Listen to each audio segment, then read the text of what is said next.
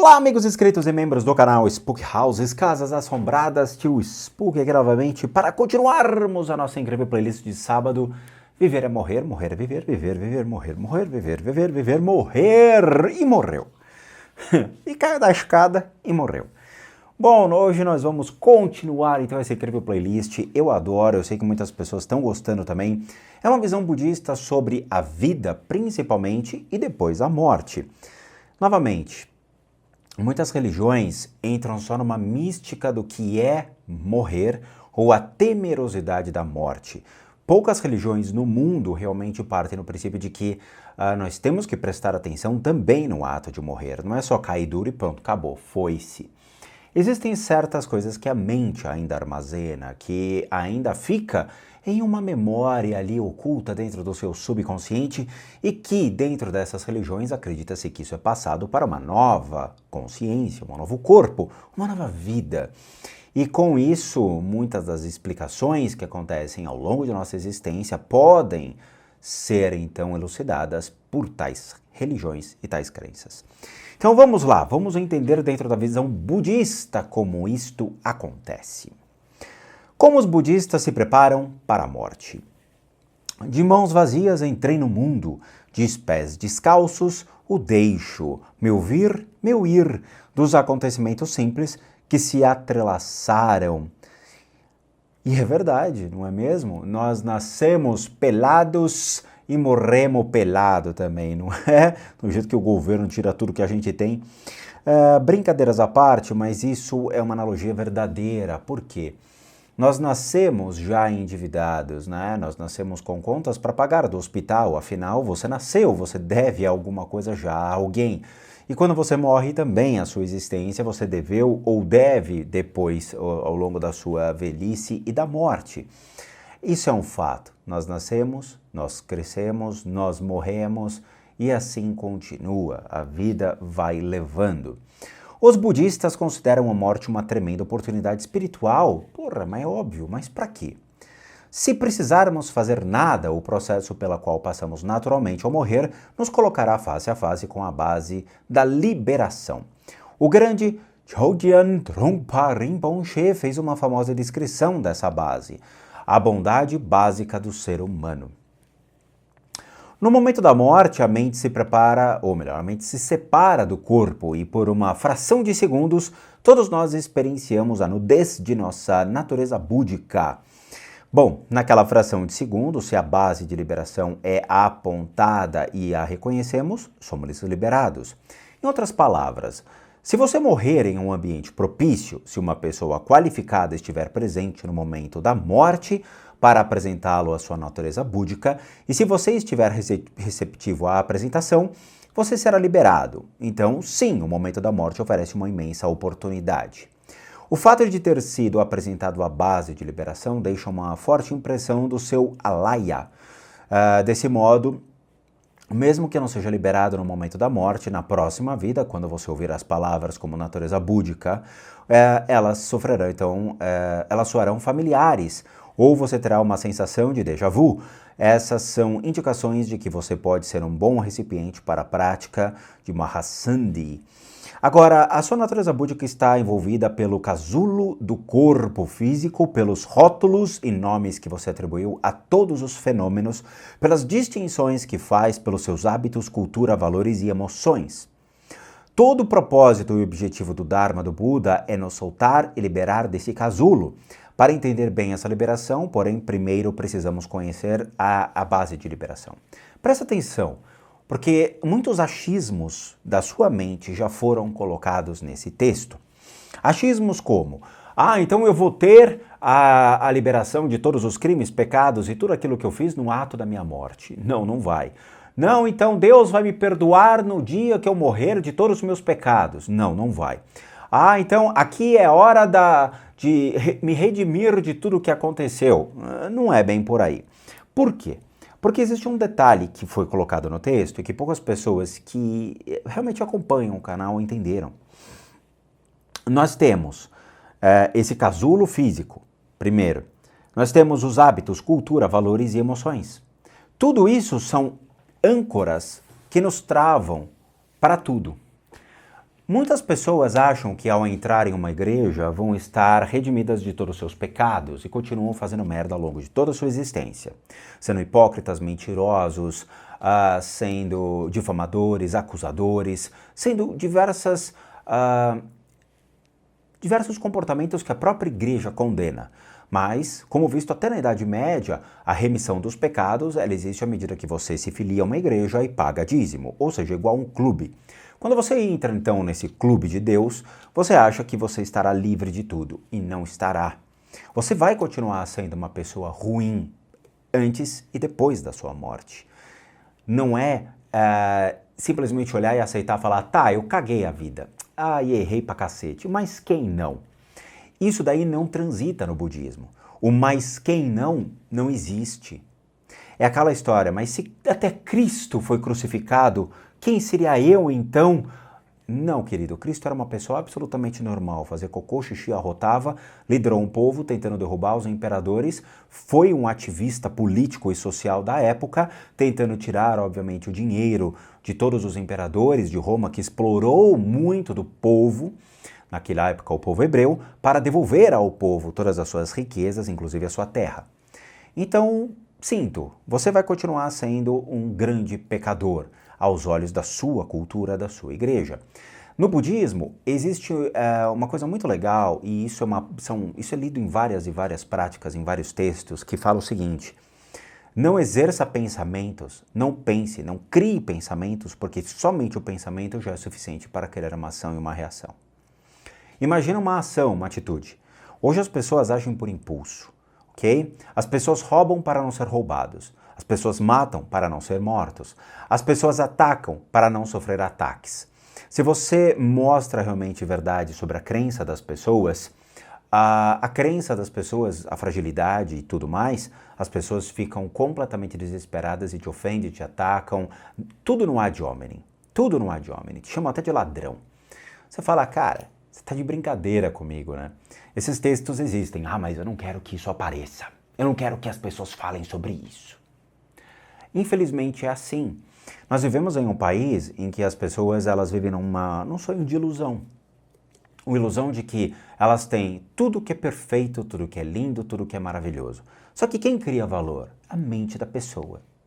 Quando a pessoa começa a perder as coisas, a mente surta. Quando a pessoa fica doente, a mente surta. Quando a pessoa vê que está envelhecendo e começam a aparecer enfermidades, a musculatura começa a travar, você realmente não consegue ter a mesma beleza quando você tinha 18, 20 anos de idade, a sua mente surta.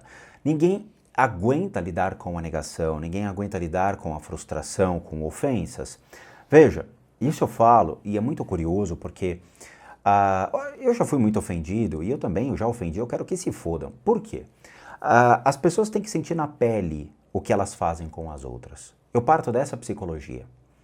Você está ofendendo uma pessoa, e o que acontece se a pessoa te ofender? Você tem realmente capacidade de aguentar uma ofensa?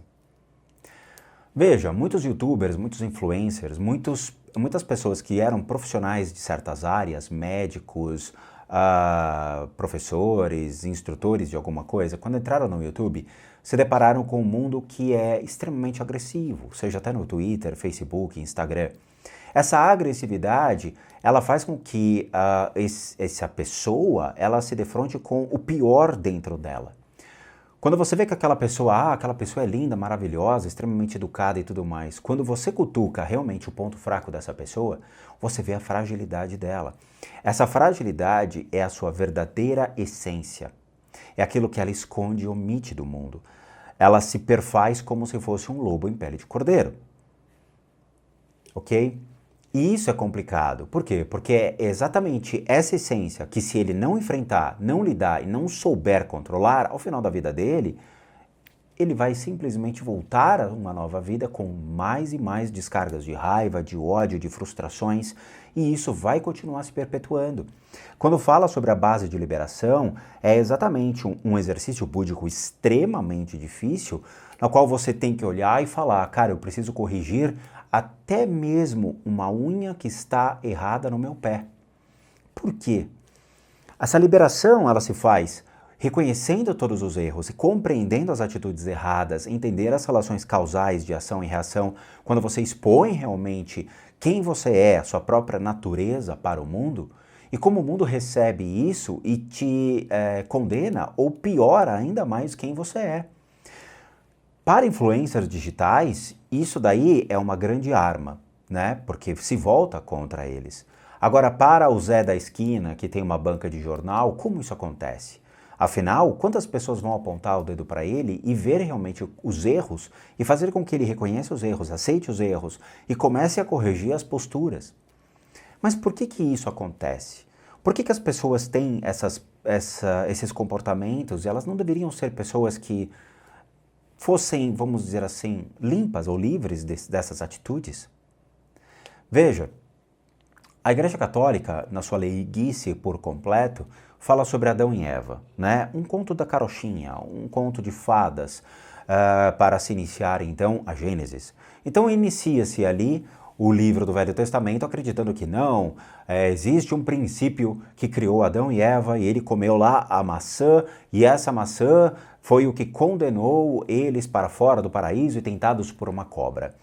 O que realmente é uma enorme burrice do ser humano em acreditar nisso. Primeiro, a cobra chamava-se Nahash, que significa sabedoria ou conhecimento.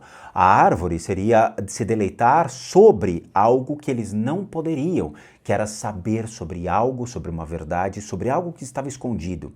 Ou seja, vivem na sua ignorância, vivam na sua leiguice, não descubram realmente o que acontece dentro dos outros reinos ou dentro do universo que realmente está ao seu redor. Quando eles descobrem o que acontece na verdade, em termos exatamente, existe uma passagem sobre isso dentro do reino, dentro dos babilônios, dos persas, da Suméria, que falava exatamente sobre esse mesmo tipo de comportamento. Mas obviamente não chamavam Adão e Eva, tinham outros nomes. Mas era quando o povo, ele descobre realmente as tramóias do rei e ao descobrir por meio de conhecimento, de entendimento, eles dão um golpe de Estado. É exatamente o mesmo preceito, é exatamente a mesma coisa que aconteceu. Ou seja, o conhecimento, o entendimento, a percepção dos fatos fizeram com que as ações fossem tomadas. Isso é um ato de liberação. É liberar-se e entender realmente os preceitos que estão em volta e começar a se julgar e começar a entender o que está acontecendo. Nós temos fatores internos e externos que nos comprometem. A raiva, ela é um fator que surge por algo que você recebeu, uma informação que você recebeu. Quando você recebe que está sendo passado a perna, que estão te roubando, que estão te enganando, você tem duas atitudes, ou você abaixa a cabeça e aceita, ou você se rebela, ou você surge a raiva, projeta um fator de não aceito. E você questiona isso. O problema é que as pessoas não sabem entender momentaneamente o que é a raiva e cultuam a raiva continuamente. Elas são raivosas, elas são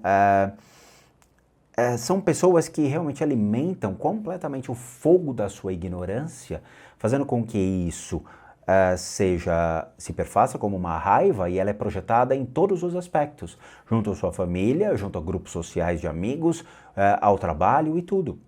E aí o cara realmente paga de bonzinho, mas na verdade o cara é podre por dentro. Somente quando essa pessoa é cutucada é que nós vemos verdadeiramente a sua essência. Todos são assim? Todos. O Dalai Lama tem um livro muito interessante que fala sobre a raiva. E ele fala, temos que sentir a raiva. Por quê? Porque ao momento que a raiva surge, nós podemos controlá-la. Nós podemos entendê-la. E quando você entende a natureza da raiva, você sabe que ela é necessária como um movimento de transformação, mas ela não pode perpetuar ao longo da sua vida como um fator decisivo para a sua existência. Ok? Eu conheci várias pessoas que cultuavam a raiva. Eu morei num prédio que tinha um vizinho que era 24 horas assim. Ele atendia um interfone quando eu tentava falar com ele. Que é? Falava, caralho, porra. Ô amigão, ele era extremamente enraivecido com tudo, e descontava a raiva dele na mulher. Eu vi ele gritando várias vezes com a mulher no estacionamento. E ele morreu. E morreu raivoso. Morreu a raiva, consumiu ele. Tá? Mas o que é essa base de liberação? Bom, é mais ou menos assim. Imagine que está sentado no sofá em uma sala muito pequena e de repente você sente uma vontade irresistível de dançar. Então leva o sofá para a sala de jantar. Você pode mover o sofá porque, por mais pesado e volumoso que seja, o sofá pode ser movido e o espaço necessário é inerentemente disponível, beleza? Limpa a sala e prepara lá para o swing, né? Swing é dança, por favor, tá? Swing nos anos 50 60 era dança. Hoje mudou de nome, né? Bom, em outras palavras, a base de liberação também chama de base de despertar, é algo como um estado de sonho desperto. Quando temos um pesadelo, por mais terrível que seja, aquilo não acontece de verdade, porque o pesadelo se dissolve sem deixar traço no momento em que acordamos. Isso daí não é uma verdade, porque eu lembro muito bem de muitos pesadelos que eu tive. Muitos. O fato de que nada aconteceu é a base da libertação, ou da liberação, né? A natureza búdica. Então, se não havia aranhas na cama antes de você deitar, enquanto adormecia e dormia, nem quando acordou, por maiores ou mais peludas que fossem as aranhas do sonho, não há e nem nunca houve aranhas na sua cama. Em outras palavras, você não é um sonho. Ninguém sonha o tempo todo, não ocasionalmente, e você pode acordar porque você não é o seu sonho. Se você fosse o seu sonho, nunca mais ou jamais poderia acordar. De fato, a base da libertação, ou da liberação, é o que nos possibilita acordar da ilusão, parecida com um sonho, que é essa vida. Para o budista que está morrendo, saber que ao morrer todos temos a oportunidade de despertar na base da liberação é algo extremamente encorajador. Isso nos faz lembrar que o momento da morte é a nossa grande chance de acordar e sermos liberados. Calma, não é Matrix, mas eu vou explicar. Está claro, porém, que todos esses exemplos e argumentos estão baseados em conceitos budistas específicos. Obrigado. Muitas vezes me peguei pensando se alguém que não seja budista e, portanto, não entenda o jargão empregado para descrever esses métodos, teria condições de aproveitar a oportunidade que a morte oferece. Não, não teria, caro escritor.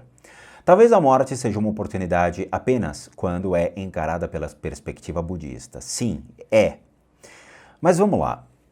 O que é acordar e sermos liberados? Eu quero que vocês entendam que o corpo, ele é... Você é um conjunto de várias camadas, ok? Presta atenção. Você tem o corpo físico, você tem as emoções, você tem os pensamentos, e tudo isso compõe a sua estrutura, além, obviamente, de uma estrutura de crença, de fé.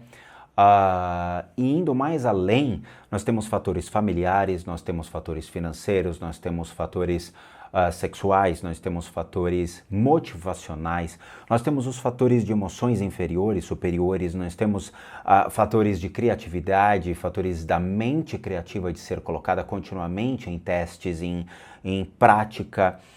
Nós temos a necessidade de conhecer, saber, gerar inteligência.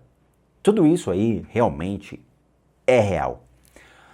Isso faz parte de toda a história de um indivíduo desde que nasce, se reconhece como um ser existente, começa a se relacionar com pessoas ao longo da sua sociedade, lendo pai, mãe, amiguinhos de escola, cresce, começa a ter necessidades como o dinheiro, objetos, bens materiais, começa a ter a necessidade de família, começa a ter a necessidade de algo individual, ou seja, eu quero ter a minha casa, o meu espaço, o meu tempo, arruma um emprego, né? Troca de emprego várias e várias vezes, e assim vai.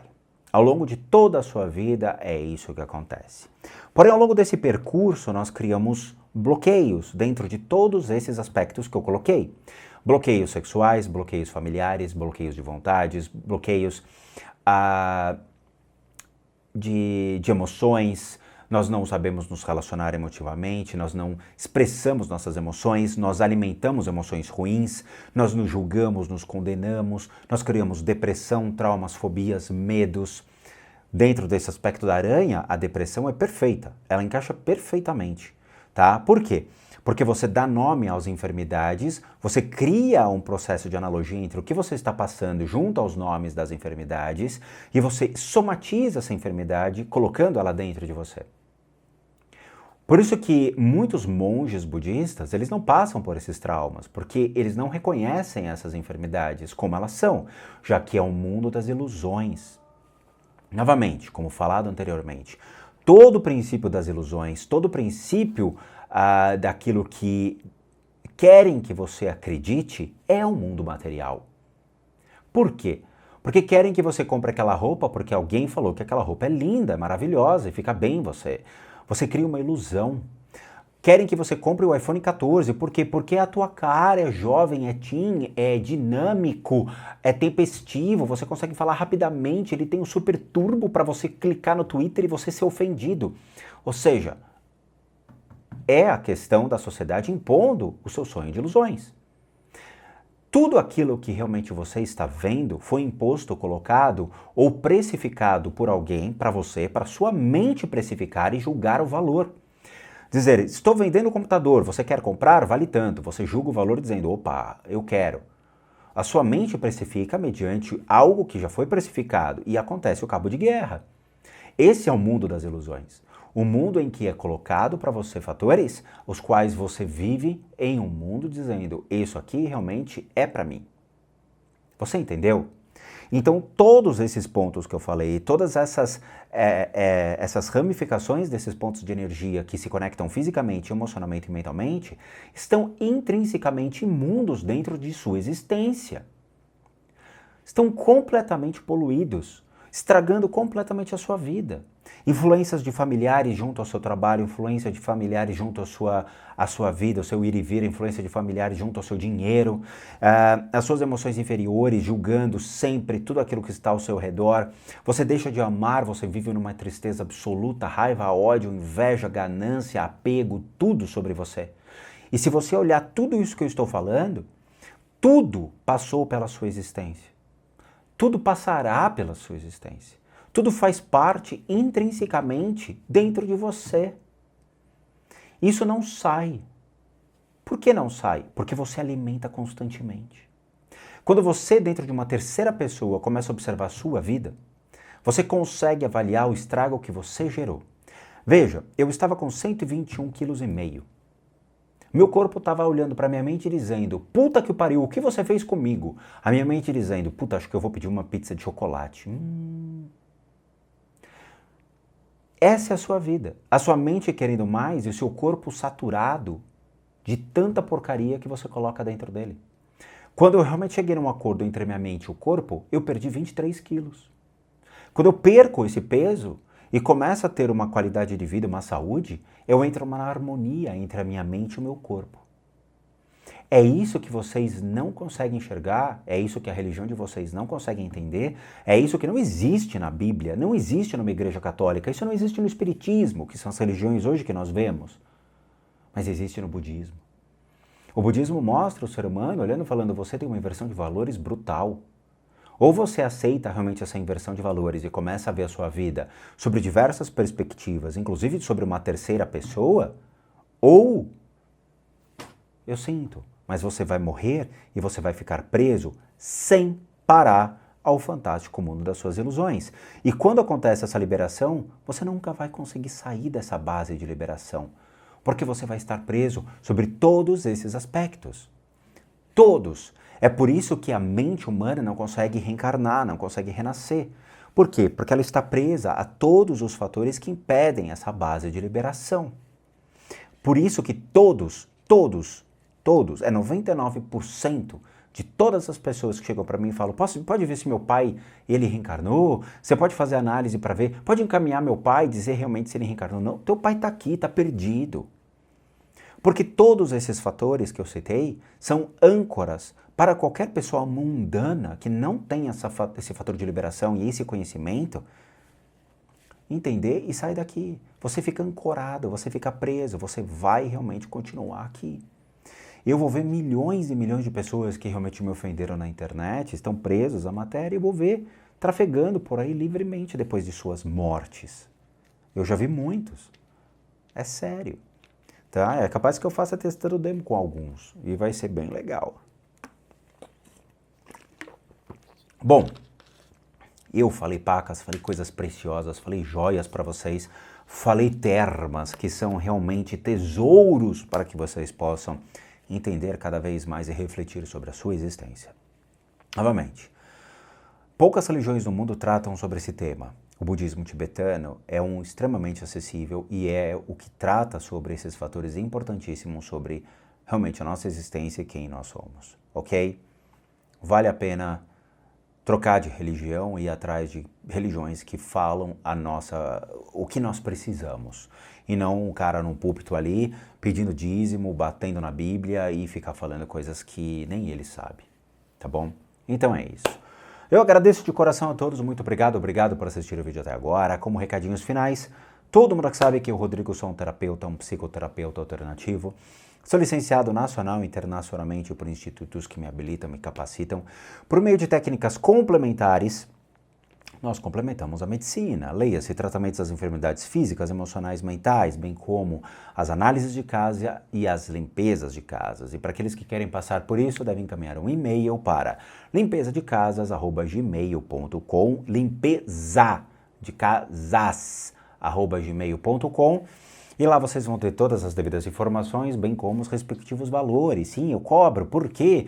Porque eu não sou vidente, eu não sou pai de santo, eu não sou dono de terreiro, eu não sou espírita. Eu sou um profissional das práticas integrativas complementares. Para aqueles que querem ajudar o canal, nós temos 3 formas de doação: PayPal, Seja Membro e o Valeu. Os 3 encontram-se aqui abaixo.